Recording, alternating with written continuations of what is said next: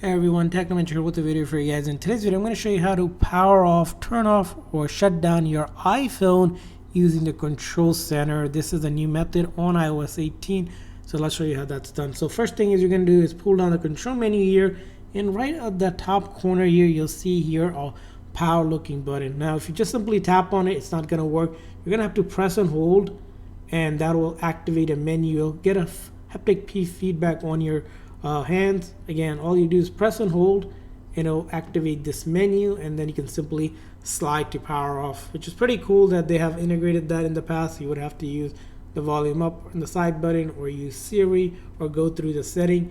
And to power back on, the method is going to be simply holding on to that big side button, or just simply connect your phone to a charger, and if it's already turned off, it's going to go ahead and power off the phone.